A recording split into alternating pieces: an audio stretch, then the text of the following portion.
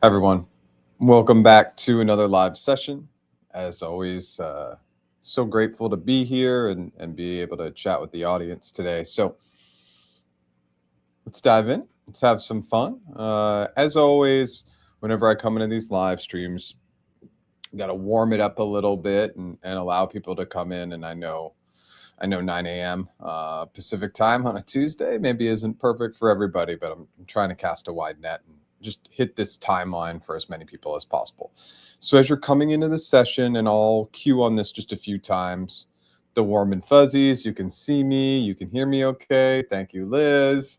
Um, so thank you for that, Liz. And just where you're visiting from, and just note that anytime I go live, uh, we're going to always have a focus area. And the importance of having that focus area is just to make sure that we have a subject area to talk about in the slower periods of time.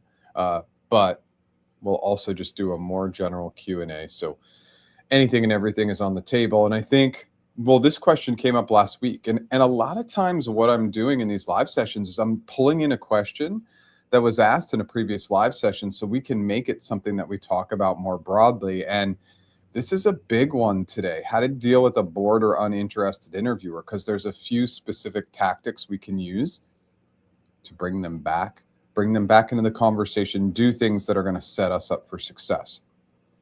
And so again, I can see more people coming in. As you're coming in, say hello, let me know where you're visiting from, and we'll warm into this session. And usually within the first 4 to 5 minutes, we'll actually kick things off. So yesterday, I just cannot emphasize this enough. You will win big in job interviews if you have strong results at the end of your behavioral answers, period. And so, like, what is that analogy? What do we need to be talking about? It's the end to what we thought was a great movie until we hit the end and we're like, oh, we didn't like the ending, or the ending was unclear, or the ending just sucked. And then what happens? When the ending's bad, we want to move on immediately, and we don't tell any of our friends or our family members. We don't recommend the movie. So yesterday's video focuses in on how to end behavioral answers really strong with strong results. Here are a few key things that happen with almost every single job interview candidate when they hit results. One, they skip the results. Two, the results are very fuzzy or not very clear. Three, there's kind of this like hybrid of the results are really, they're just really unclear. And I don't know where the results started or the actions ended. Clear results will get you wins every single time. Watch that video. I guarantee you, if you watch and apply the best practices shared, and I think it was like a 6-minute video yesterday, absolutely you'll have greater strength in your behavioral answers. And this is the whole point of all interview answers. Yes, we want to improve holistically, but where I really try to coach is fix one section. Once you really learn how to fix that section, great. We don't need to tackle that anymore because it's really clear. And I think that this is where some of the coaching can be really tricky. If I throw everything at you, you're not going to really improve. So little pieces. Okay, so that's the highlight of yesterday's video. If you haven't had a chance to check it out, please check it out. If this is your first time here, my name is Jeff H. Sipe. My business is practiceinterviews.com. I go live 9 a.m. Pacific time every Tuesday, new original long form content every Monday. I want to talk about that a little bit today, and then shorts as often as I can. Let's be honest, they should be way more often. So I highlight app.practiceinterviews.com. So I just want to take a quick moment. The 7-day free trial on our app gives you everything, but it's always free. We're just going to, after 7 days, we're going to downgrade it and give you very limited capabilities, but it's always free. So at a minimum, if you're not logging in and using a free tool, it's a huge disadvantage because we're going to build those systems out for you to help you get better answers. Still doing one-on-one interview, one-on-one negotiation, and one-on-one career strategy sessions. I also have packages. We still got that killer interview mastery course, all updated for AI last fall. Let's dive in. Let's have some fun. And remember, how to deal with a bored or uninterested interviewer. That's in our downtime, but this is a general Q&A. I'm really happy to answer anything that anybody asks. And thank you, everybody, so much for being here. 5 minutes in, I think we're at a good timeline. Let's dive in. Liz, appreciate you. I hope that the hurricane is going to stay far enough away. It sounds like it is, so I think that's good news for you. Hi, Daphne. Again, same with Miami. I know you guys will probably get some big surf coming from the hurricane, so I hope you're all safe and good. Thanks as always for being here as well.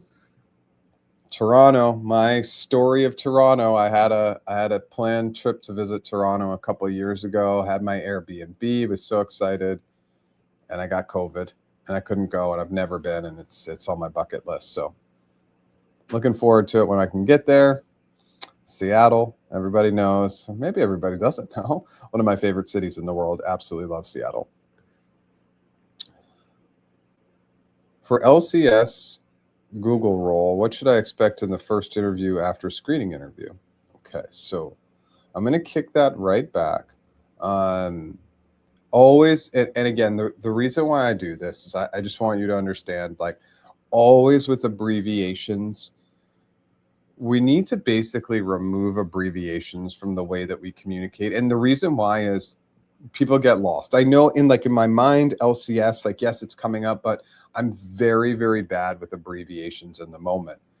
And so are your interviewers, right? So sometimes when we bring up abbreviations during the job interviews, it can confuse our interviewer. They're sitting there thinking about it and we're still talking. So if you can come back and then the first interview after screening, like, really your recruiter should be telling you that, because typically Google's going to do, a GCA, a GNL. Well, now I'm doing it.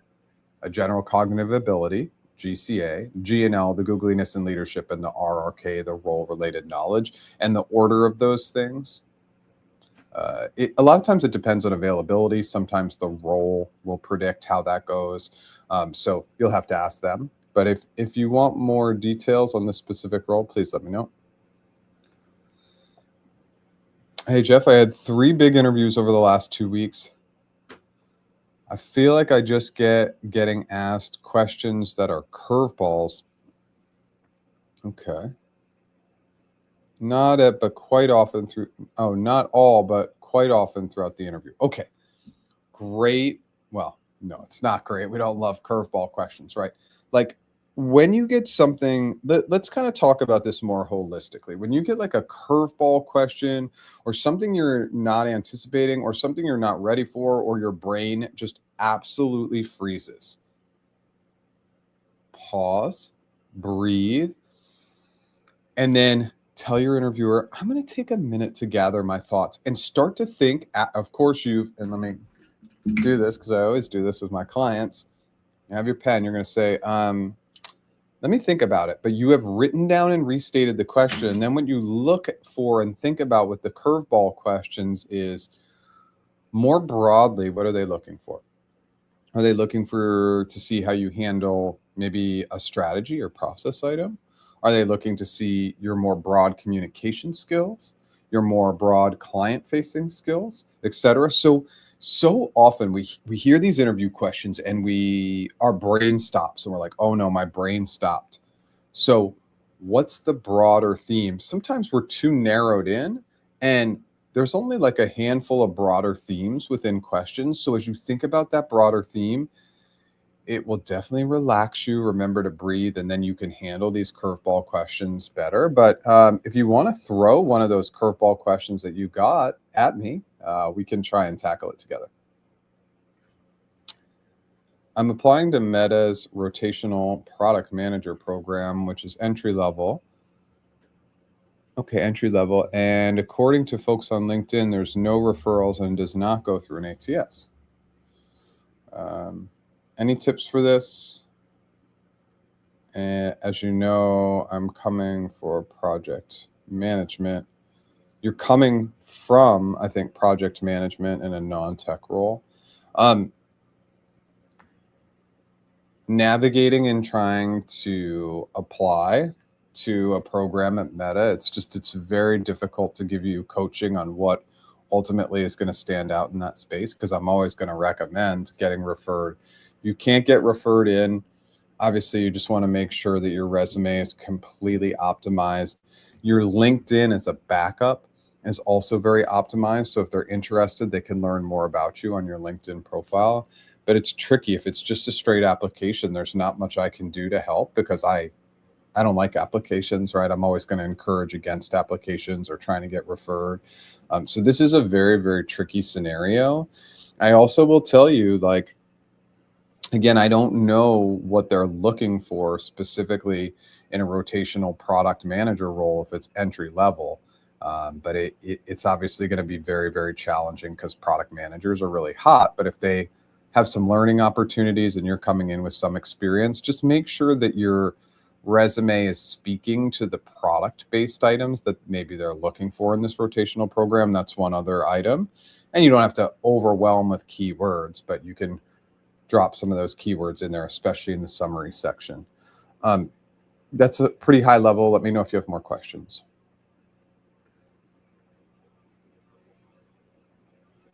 Oh, I've also looked at this program. It's only open in locations in US.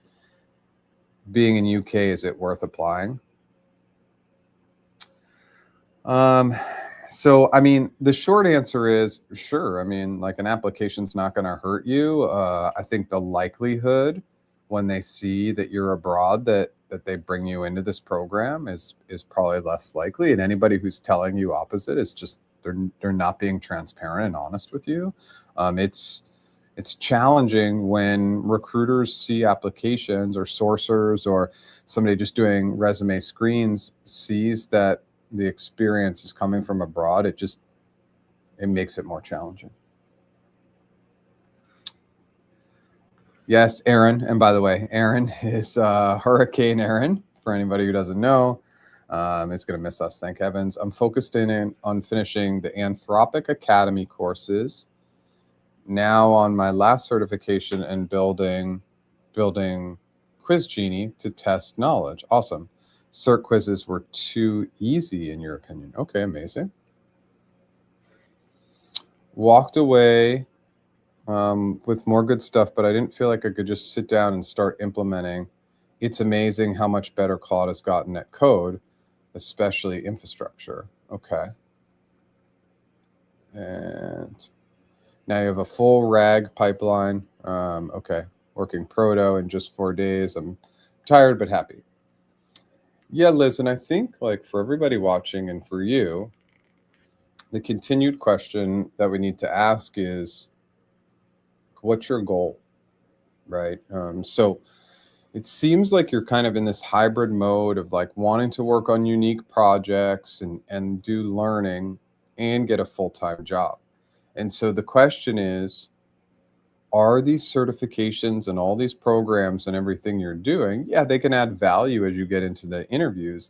But if your primary goal is a full-time job, is all this work a distraction?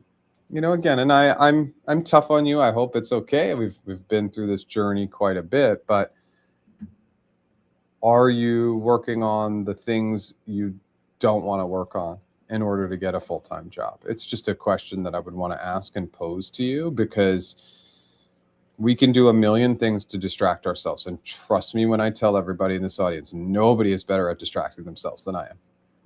And it's a constant reminder that you're going to have distraction moments. You're going to have a lot of them throughout your day. But are you continuing to get back to the things that are driving you in your primary direction? So, like, for example, Liz, I only have one goal. I need to make more money for my app. Period. It's the only goal. Like, I can do all the other things, and I do all the other things, including going live right now. But my business will fail if I don't make more money for my app. And so, like, if I am not doing or working on items every day that are pushing the needle to help me sell, specifically more on the B2B side and building B2B partnerships, I'm not doing what my primary goal is. So again, I would just ask you, what's your primary goal? Is it rolling out and doing your own thing, or is it getting a full-time job? Because if it's getting a full-time job, these certifications may be a distraction. Okay. You just said your goal is to roll and applied AI. Let me skip ahead and go to these, and then I'll come back to the other two. Not a distraction because applications require links to fresh work related to the role. My projects have aged. Yes, prepping for coding interviews, and this quiz app supports that. Okay. I mean, I don't know that I 100% agree with you. That everything is truly focused towards the job. Like when we think about getting a job, like our time best spent is networking. Networking is what gets us the job. And yeah, if some of those skills were a little lagging, you want to work on that. But I think your primary focus should be networking, in my opinion.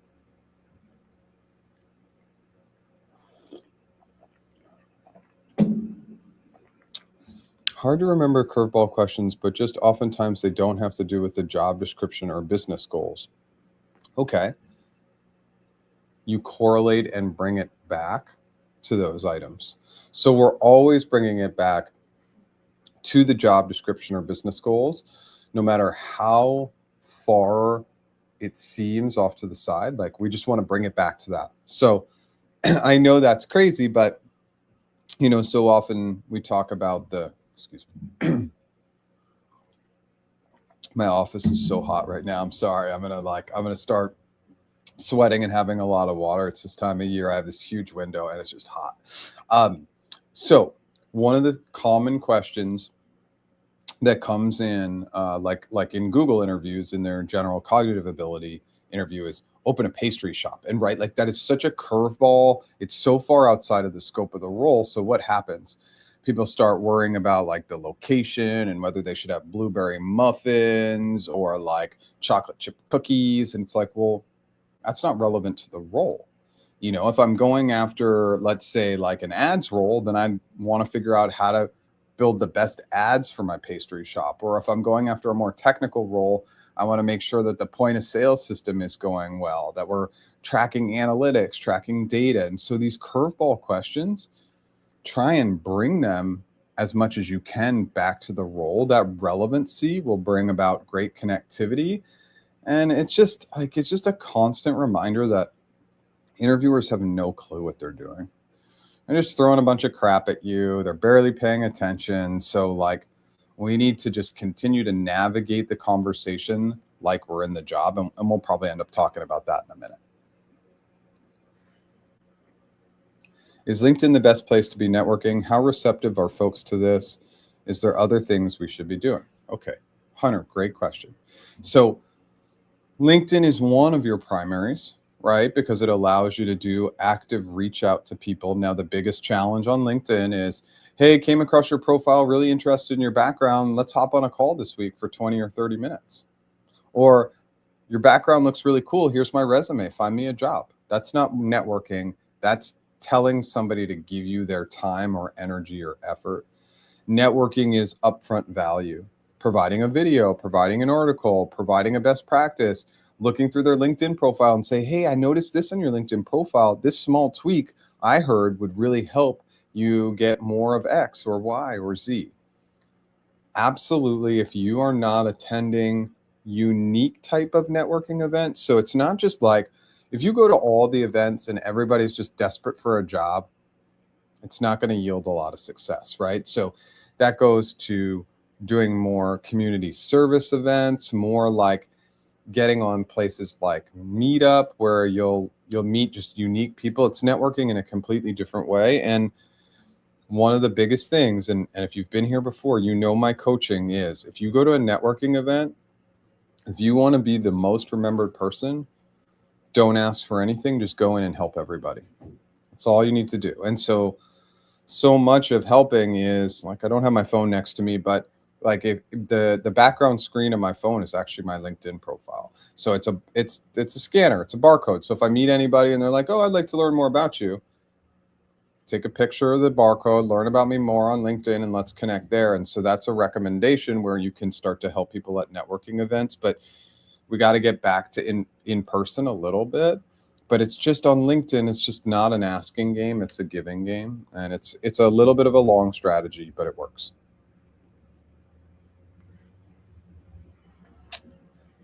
Is there ever a type of question or scenario where the STAR method structure can be focused out the window?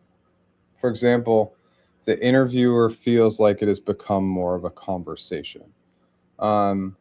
Can be tossed out the window. I was like, out the window? What are we talking about here?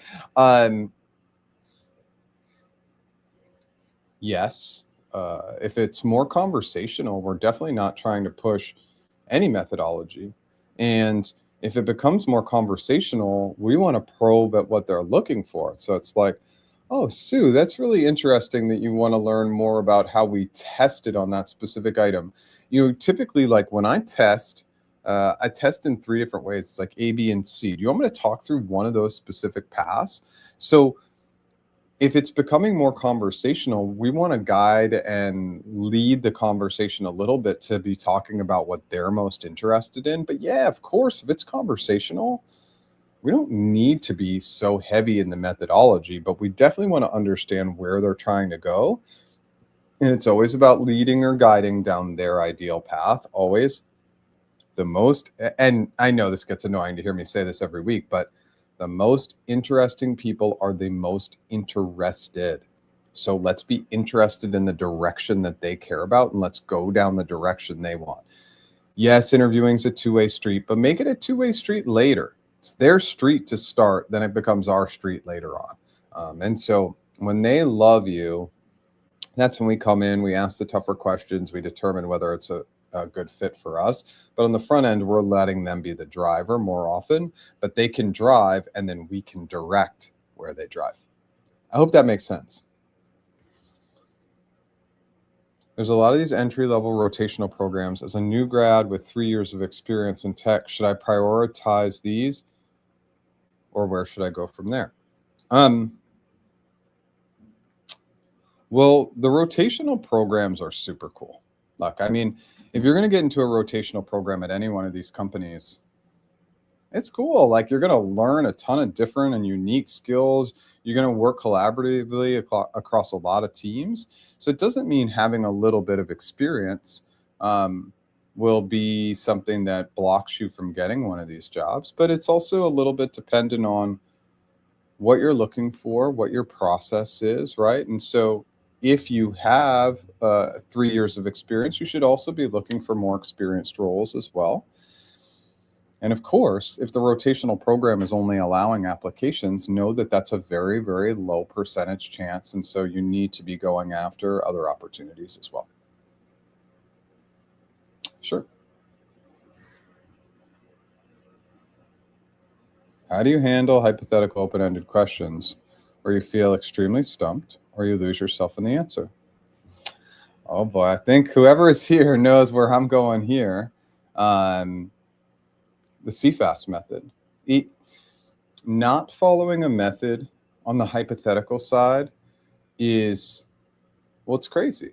Like we'll totally, I've seen it a million times. Follow no system on the hypothetical answers, and we're gone. And this is why it's like so crazy online, right? Like it's all like the STAR method, the STAR method, the STAR method. And it's like, yeah, of course, use the STAR method or the CAR method or the PAR method. It's all about setting the context. What are your actions and what are your results, right? And any of those systems work. Why do all behavioral answers have a system?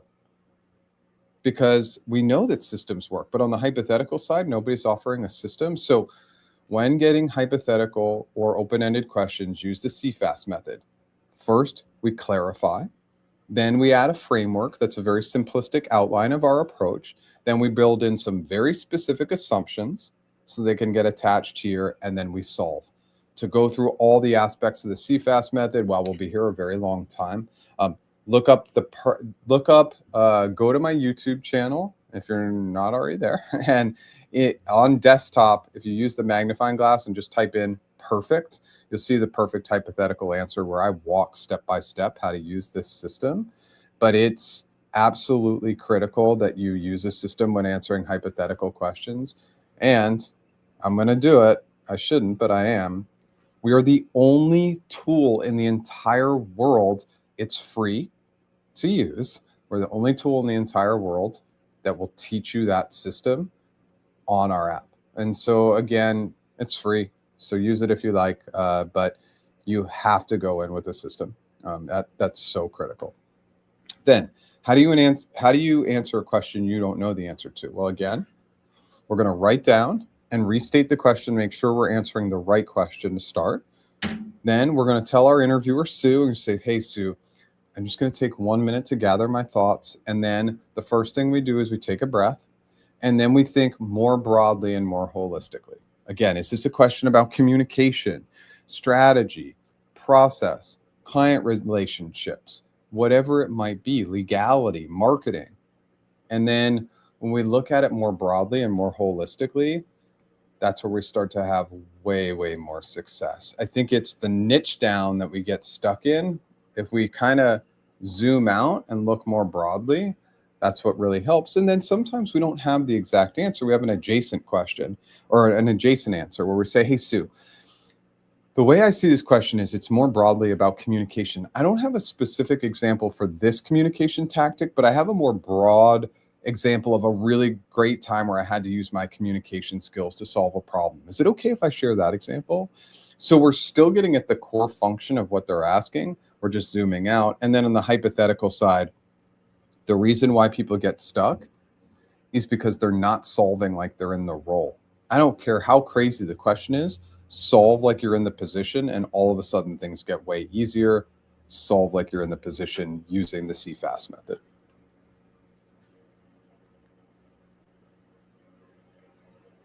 Okay, so it looks like that's coming through on LinkedIn. And okay, so same question. Okay, so those questions came through on both sides. Okay. Networking in person in the UK from Florida. Do you recommend planning a trip around the events this autumn? Liz, you would really need to stack it. You would really need to stack it, right? So what do we know? Well, we know that especially London is an extremely expensive city. So and knowing that you're in job search mode, like as much as you could stack a week where you were doing like multiple events a day or at least one event a day, and then what's that timeline and all those other items. So yeah, I think it could absolutely be beneficial. But of course, it's going to come at a cost. So it's something that you'll have to navigate, of course.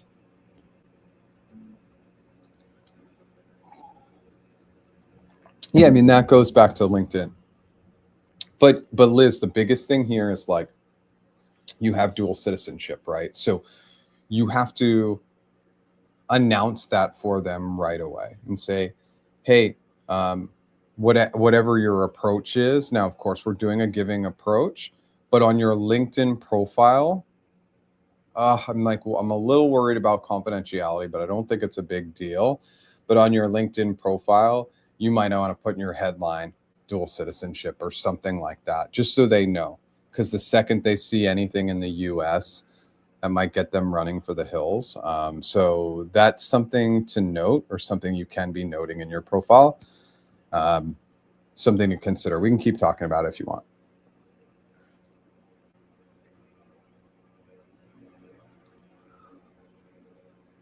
Oh, that context is helpful. Star method. Yeah. Amazon, and so like, yeah, like conversational is great, but Amazon's a different beast. Like you can always ask too. You can say, hey, Sue, and I think everybody knows my fake interviewer is Sue. If you don't, my fake interviewer is Sue. Say, hey, Sue, like I really want to have a great conversation with you. And I know Amazon style is always answering in the star method. So should I like make this more conversational, or do you want me to continue to bring my star examples in? But Amazon is extremely rigid in hearing star examples, so that additional context is helpful. And let's just pause for a moment. Context is everything. So oftentimes the biggest area where we miss context in job interviews, situation and task of our behavioral answers. So often I'm confused. I don't get the story. I don't understand it. So always bringing in a little bit of context is helpful, but short and specific. Hey, Jeff, applied to a position in G 2 weeks ago. Just checked my applications on the careers page this morning and realized the status is still submitted, but updated yesterday. Does this mean that a recruiter viewed my application? Is it true? Be considered a good sign because I was not rejected right away? I don't want to give you any false hope. Just because it was submitted, it really doesn't mean anything.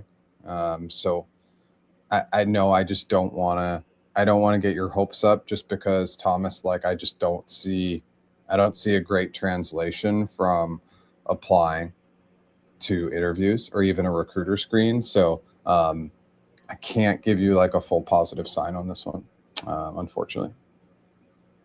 You're welcome. Which industries or functions do you think will see the biggest growth opportunities, especially for early careers? Oh, I don't know that anybody's going to like this answer. I would say none. I mean, unless it's like extremely AI driven, I don't see like a big spike in growth and opportunities for early careers. I think that all entry level jobs will continue to reduce over time, and I think the only thing would be a heavy lean into automation or AI.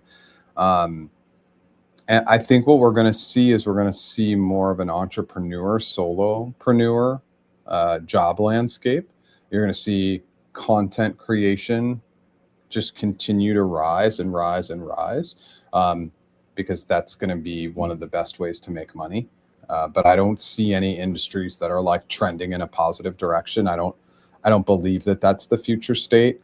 Not gloom and doom, just meant to be like, hey, automation is really going to take over a lot of the entry level jobs, unfortunately.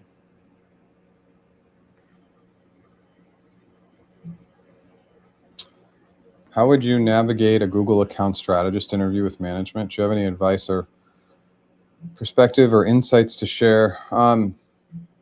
Yeah, I mean, I've coached more account strategists than any other role over the last almost 7 years. And so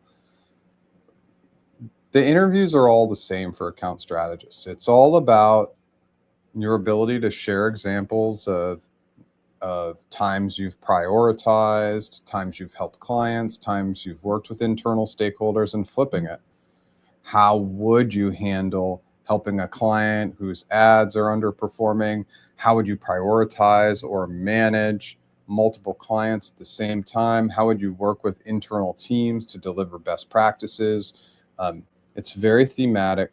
The biggest thing with account strategists is you will absolutely crush the interviews if you practice and prepare more than your competition. And I've just coached a ton of account strategists, and their likelihood of success after talking to me goes up. And it's not necessary. Well, I mean, maybe it's partially because of me, but the reality is it's just the people who are really willing to focus their energy and time on the interview process for this role, you'll really stand out amongst the competition.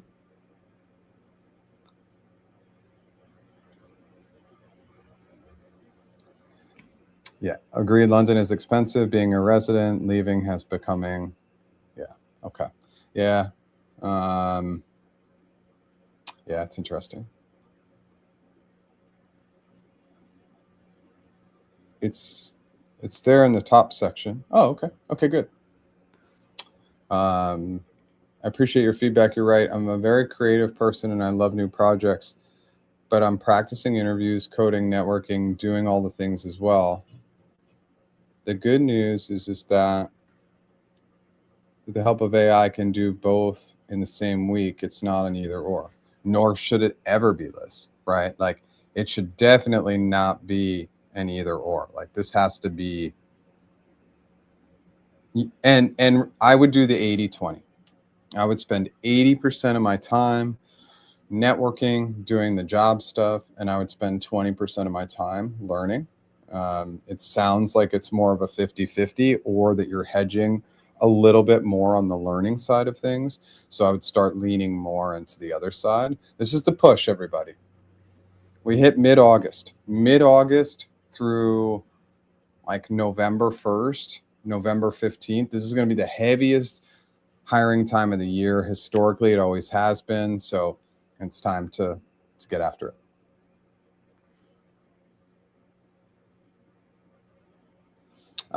Hey, Daphne. Watch some of your older lives. You mentioned CFAS to stick to 2 minutes for solutions.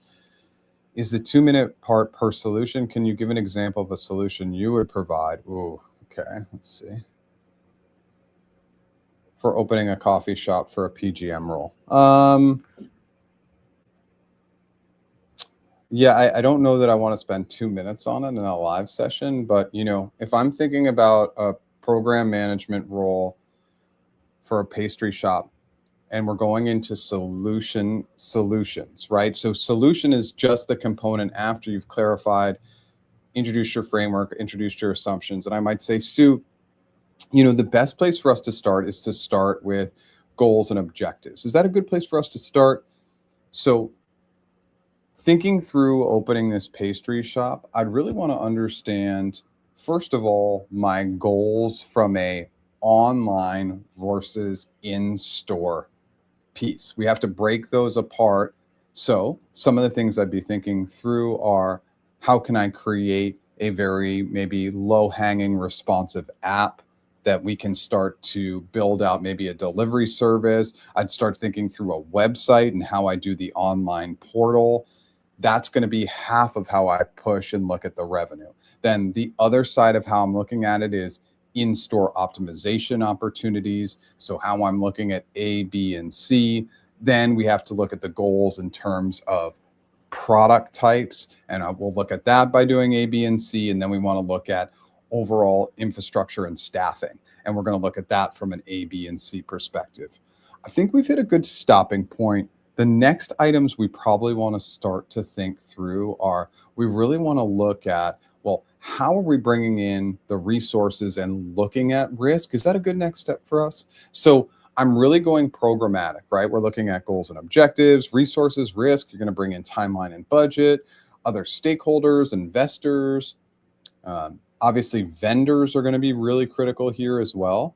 But that's how I would do it. I'm not just going to say we need to look at the revenue models, then we need to look at the types of blueberry muffins. I'm saying we're going to look at the revenue models, and how we're going to do that is we're going to look at X revenue model. And with X revenue model, we're going to look at boom, boom, and boom.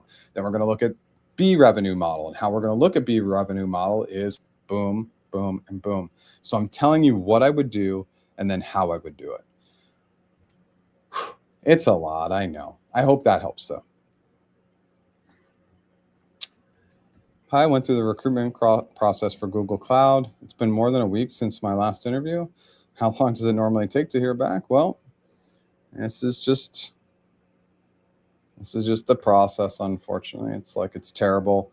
When we hit 5 business days, we follow up. If it's been 5 business days since our last interview, our recruiter is super unorganized, period. So we need to start to own the process. So we check in with our recruiter, Jane, and we just say, hey, Jane, hope all is well. Just checking in to see if we have a status update on my interview. Thank you so much. Have a great day. And that's it. Send that right now. It's crazy that we ever go 5 business days without hearing back. It's just your recruiter's totally unorganized, and it's embarrassing. Sorry, but it's so easy to follow up. It bothers me, obviously. Okay, good reality check, 80-20. I'll shift from 50-50. You're right. Feels like you're able to see what I'm doing right in the screen, Liz. And it's the way you're sharing. I know that there is a lean into these certifications and these programs, and it's all great, right? But the 80-20 rule is powerful, as we know.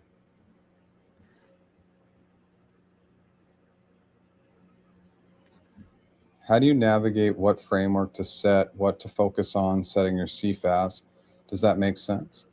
Well, your framework is going to be based on the question, right? So a sales framework is going to sound different from a strategy framework, which is going to sound different maybe from something that is extremely client focused. So we set those based on the question. And so, like, let's take a client framework. Well, with a client, there's some things that are just must-haves. I need to know their goals and objectives. I need to understand the historical data. I do need to understand their budget and timeline. And then I need to understand, like, the product types. What are the product types they're using, and who are those critical stakeholders who I'm working with? Those would be 6 core areas where, like, I just list out those 6 things, then I build in my assumptions and I go. But it's going to be different based on the question type. I wouldn't be using one generic framework. I would build at least 3.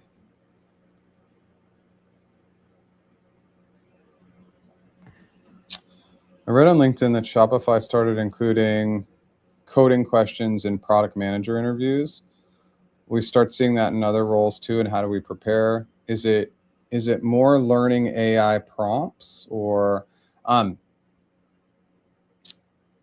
will product managers? Okay, so historically, what we've seen with product management is we've seen kind of a back and forth of sometimes product managers leaning heavily into coding, and then other times product managers kind of going away from coding. Are we going to see this holistically? No, it doesn't make any sense. I don't need to be able to code. The level of coding that a product manager needs to do is, more like AI prompt based than the ability to actually enter code. And Shopify is a big company, like they should have engineering doing that. But there was a while that Google was making their product managers, for example, go through a coding round, and they got rid of it because everybody was failing. So I don't think Shopify is going to be too happy with the results of what they're doing. Great product managers don't need to be able to code, in my opinion.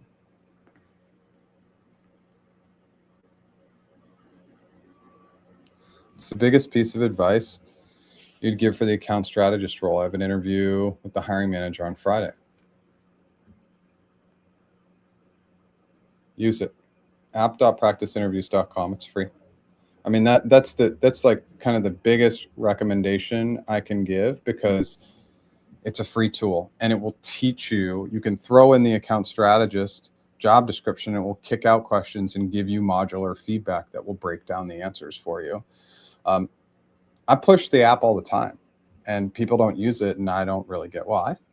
Because emotionally, if we can create better systems, we're going to have better answers and get better results. So it's just something that I really recommend. The number one thing with the account strategist role is make sure you understand prioritization. And then, of course, another thing, if you get a hypothetical question, you're like, we'll use a Google ads product. It's like, no, we'll use midstream YouTube ads.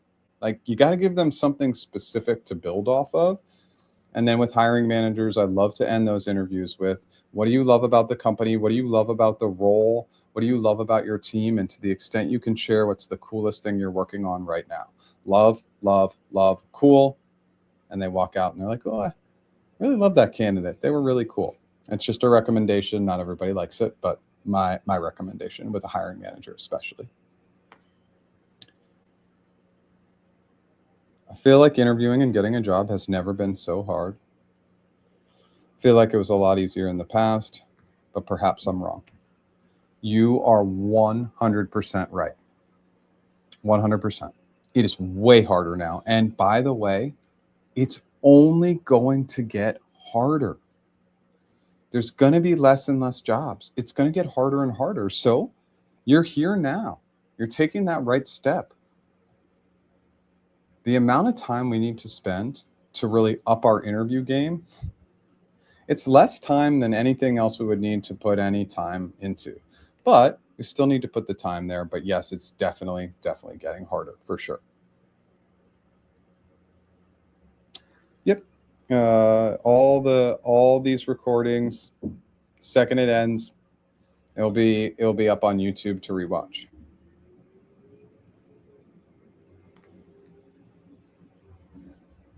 I heard that Google is consolidating offices, and there's huge competition internally for roles posted externally. So if there's one person on a team from Seattle, that person is vulnerable. I think we go more broadly here, Yi, and just say like, everybody's vulnerable now. We've never seen a time with bigger corporate greed. It's at its ultimate peak right now. Corporate greed is through the roof. So everybody's vulnerable because it's just all about maximizing profits, and it's not about the people. And like, let's just use Google as an example. Don't be evil. I don't think we can say that anymore, right? Like, again, like, should you work for Google? Yeah, of course. Great pay, great brand. It's going to help your overall life. But like, these corporations are just doing what's best for them. So I feel like everybody's vulnerable right now. And it's just, so much of my goal here with everybody is like protection. I want you to protect yourselves. And the best way to protect yourselves is just have the knowledge that the market isn't hedging in our favor right now. So we got to do everything we can to protect ourselves. But yeah, I mean, it's the vulnerability thing is real across all jobs, at all companies, and for people who are looking for jobs.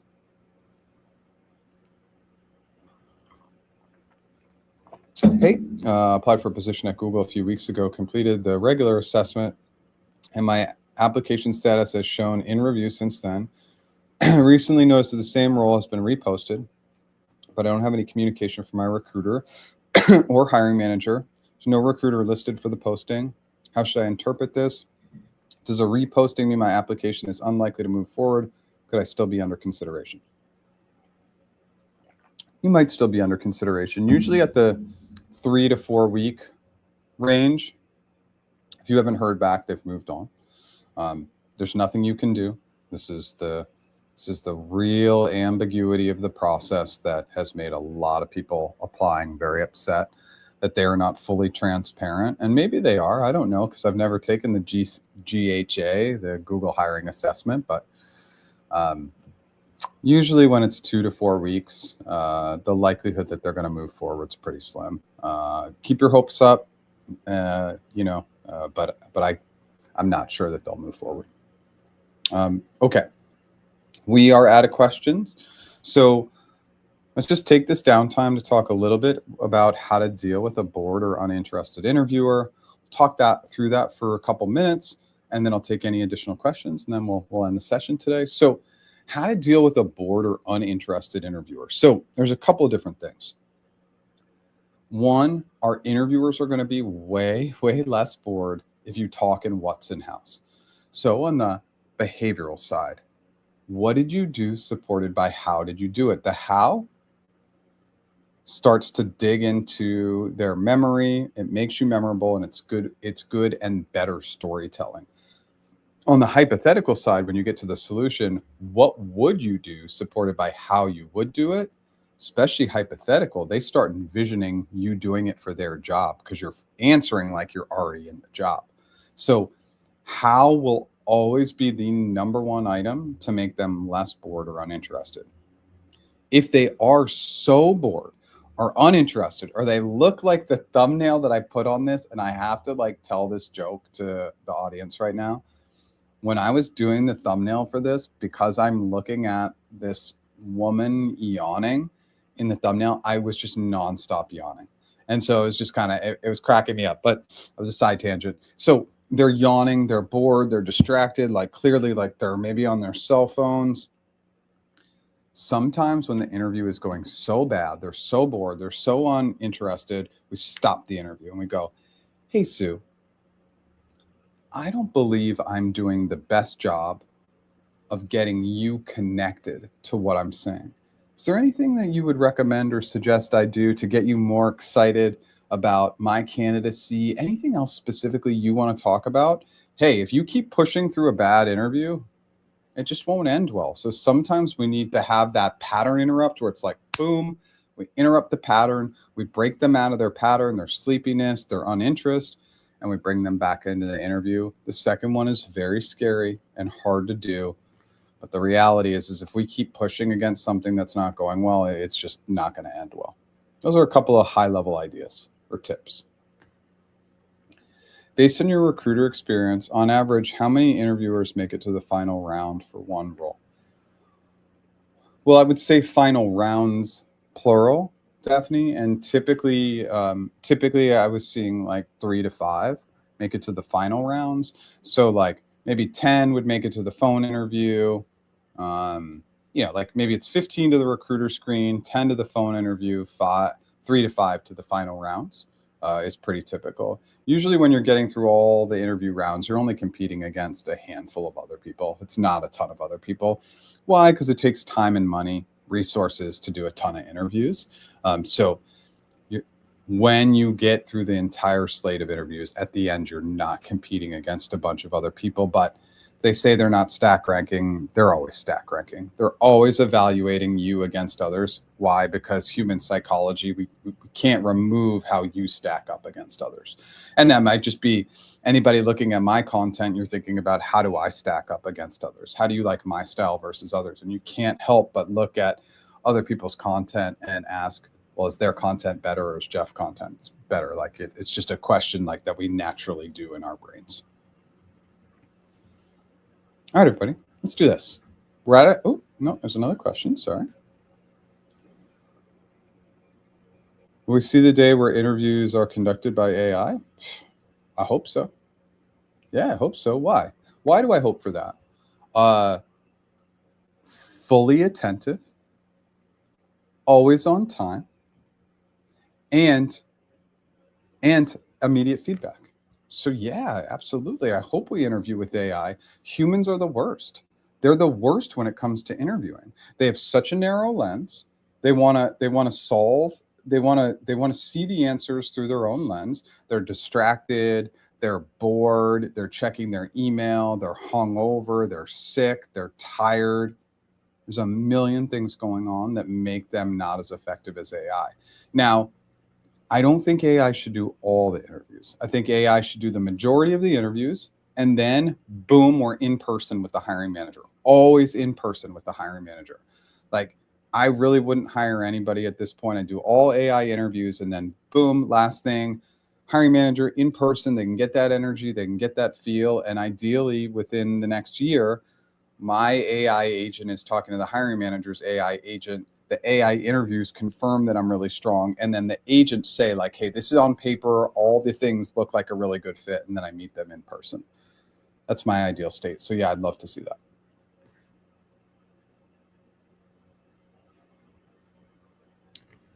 What do you do if the interviewer is dry and very impersonal and you're a bubbly and outgoing person?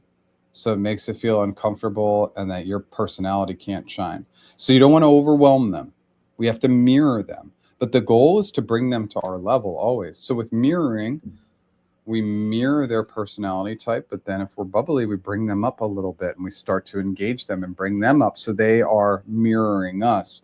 They're going to do it unknowingly, but we have to bring it a little bit to their level. You don't want to bring it so far down, but like if they're down, okay, that sounds great. Okay, so we bring ours down a little bit. So mirroring is really critical. You're going to have to adapt and adjust, but the goal over time is to bring them up, get them more excited, and they will. And you can do that. Obviously, it takes a lot of experience to use that strategy, but that's my recommendation. Okay, we're going to roll into sum up. And if any additional questions come up during the sum up, happy to answer.